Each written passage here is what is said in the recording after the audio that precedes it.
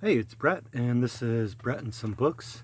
Today we are continuing The Plot to Seize the White House by Jules Archer. This is Chapter 18 of Part 2. Defying Adams, Butler continued to express his convictions freely and publicly about current problems on which he felt qualified to speak out. He was delighted in May 1930 when Congress, over President Hoover's veto, passed the Spanish-American War pension bill for veterans. With the unemployment rate climbing steadily to almost 5 million that year, he urged passage of a bonus bill for all veterans. The government had a solemn obligation to citizens who would risk their lives to protect it, Butler insisted, to see to it that they, their wives, and their children were not allowed to languish in hunger, poverty, and despair. 2 deaths that year saddened him. His brother Horace was killed in a car accident in Texas, and his old friend Buck Neville died suddenly after briefly replacing Lejeune as commandant. Now Butler was the senior-ranking Major General in the Marine Corps, the logical choice as next commandant. An official inspection report had also praised Quantico as the finest post in the United States. But on the same day that it appeared, the Marine Corps headquarters sent Butler a curt letter suggesting that he make fewer speeches because his Quantico post was in poor shape as a result of his frequent absences. In July 1930, Secretary Adams paid a visit to Quantico, undoubtedly to lay the groundwork for an official excuse to reject Butler's fitness to be appointed commandant. Butler was equally determined to demonstrate that the rebuke he had received about the poor shape of his post was totally unwarranted. Escorting Adams everywhere over the barracks and parade grounds, he proved that Quantico was a model of efficiency.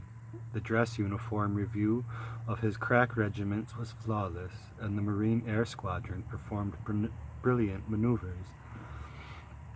The secretary acidly observed that Quantico was the most expensive place in the nation for training men.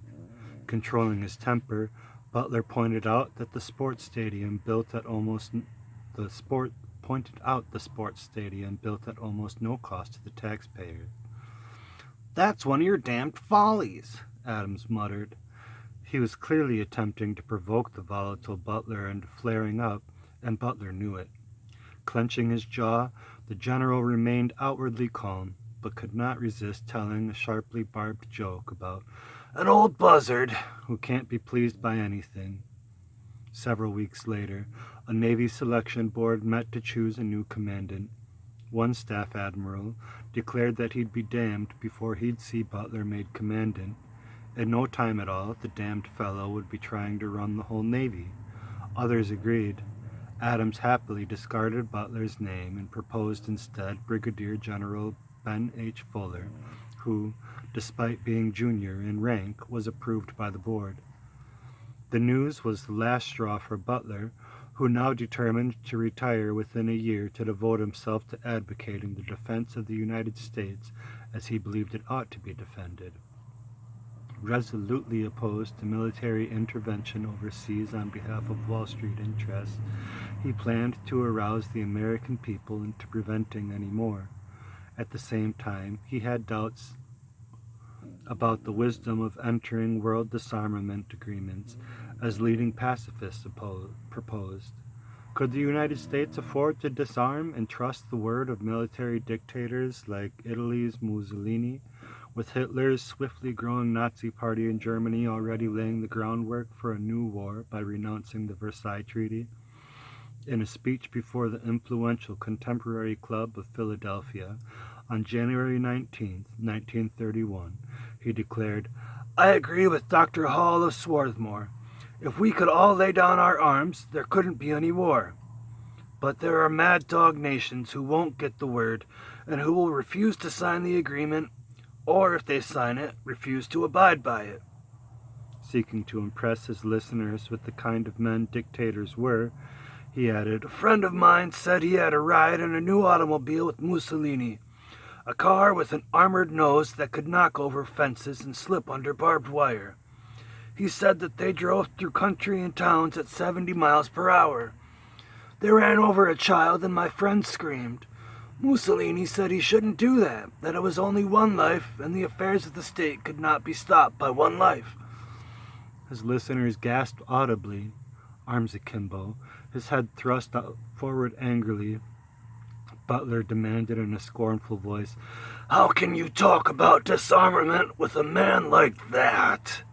He had been told that the audience was a private one and that he could speak in confidence, but he soon learned there was no such thing as a confidential speech for a man so often in the public eye. Among his listeners, unknown to him, was an Italian diplomat from Washington who had been invited to attend.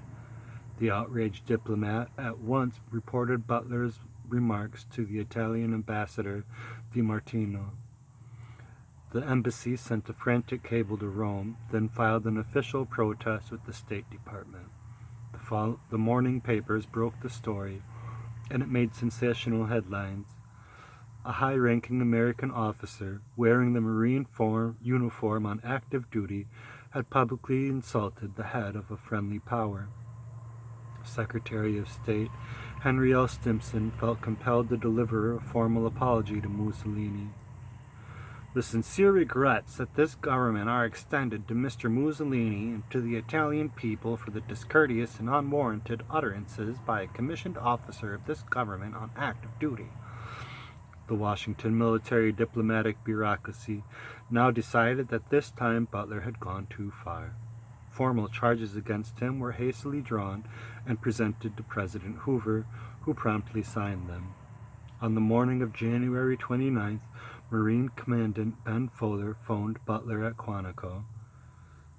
"General Butler, you are hereby placed under arrest to await the trial by General Court-Martial.